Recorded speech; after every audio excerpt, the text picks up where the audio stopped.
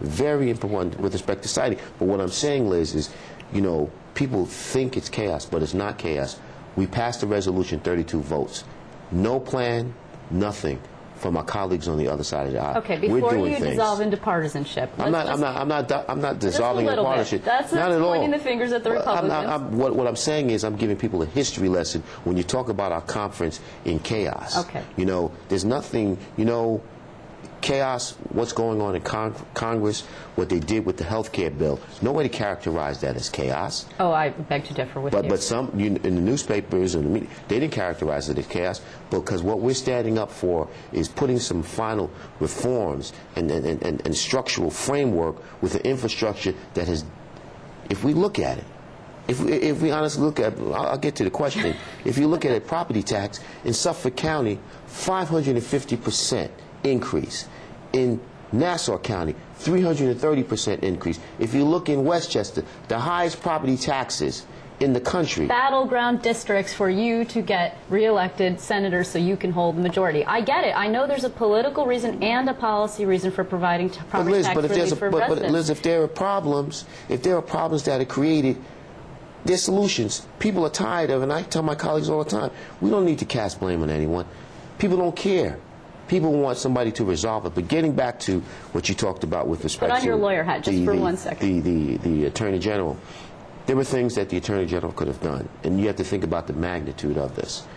He could have asked for a temporary restraining order which prevented Senator Espada's health care from receiving any monies from any government entities, or he could ask for a preliminary injunction, which again would have prevented his entity from operating. These are things that he could have utilized to prevent his facility from operating if there is such widespread abuse, fraud, and mismanagement going on. And people need to think that, but you won't know that unless, you know, you had a legal mind and you know the remedies that were available to the Attorney General. So why wouldn't he have taken those? Was it political? As Senator Espada actually suggested, there was a political motivation behind this case. Do you believe that the Attorney General actually didn't want to go so far? He wanted to make a point, and he did make a point clearly. He wanted to clear this off his plate so he could announce for governor, perhaps, or whatever it is he's going to be doing? Liz, that's not for me to answer. The Attorney General knew what he was doing. He had a strategy, and I leave it up to him. But he he knew could this have was gone the best farther route. if, in fact, he felt that this was as serious as he said. He called it outrageous. He said he had never seen anything like this. If, in fact, it was that bad, you believe he actually could have gone further to stop the alleged fraud that was taking place? Liz, you would have to ask the Attorney General. I wouldn't know. So, but at this point, you want to pivot and talk about the budget, right? Because the budget is important. You need those 32 votes to pass it. Currently, you have them because Mr. Espada is not charged with anything, or rather, he's not been found guilty of anything, so he is able to keep his seat. No deal going forward. When was the last time you spoke to the governor and Sheldon Silver, the Speaker of the Assembly? Governor Monday, Sheldon Silver 2 hours ago. Okay, today is Wednesday. Yes, it is. What happened yesterday, aside from Mr. Espada? What happened yesterday? Our staff is continuously working on the budget issues. We had a good meeting with the governor. We talked about our issue with respect to property tax. We're working on that. I think we're relatively close, and we're going to continue to work. Our staffs will continue to work.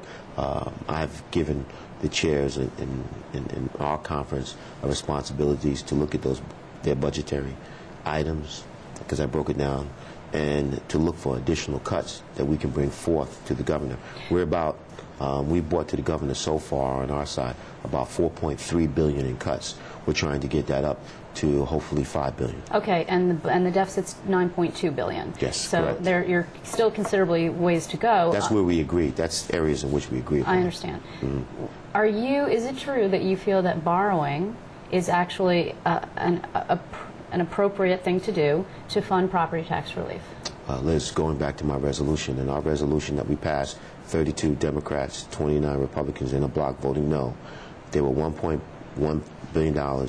We rejected new taxes, and in addition, it did not include borrowing. I understand that, but the resolution was a one-house resolution. The Assembly passed a one-house resolution which did include borrowing. I think that it's probably fair to say that at some point you're going to have to come to some middle ground in which you either do or don't include borrowing. So are you open to any borrowing? Before I could even think about borrowing, we have to continue to cut spending as much as possible, even before we can even think about borrowing. Well, Mayor Bloomberg and I believe the governor and some other people have said that they think that property tax relief is actually pandering in an election year, and perhaps that's not where you should have your focus at this moment. Why not just give up on the property tax rebate, star rebate checks for seniors, and find some middle ground and, you know, cut everybody loose and go home and campaign and come back tomorrow? So what are you telling us to give up on the people of the state of New York? No, I'm saying get an agreement so the bare bones budget extenders can stop hurting school districts and local governments. What hurts school districts and local governments is property tax also. I mean, the point is, there's a problem with respect to property tax. We need to do something about it. Well, we're going to continue to push the problem off into the future.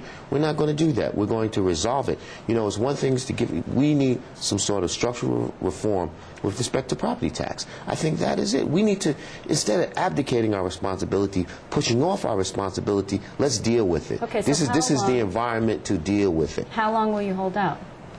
We need to deal with this issue. How long will you hold out? We need to deal with it. How long will you hold out? There will be a resolution on this. When there is a resolution, we need to deal with this issue. Will you hold out till June, July? I'm not only hopeful, but I know we're very close. We're going to continue to work, and we're going to get it done. In the next week? We're going to get it done. 2 weeks? We're going to get it done. Okay, you're not going to be able to predict that. We're going to get a good budget done.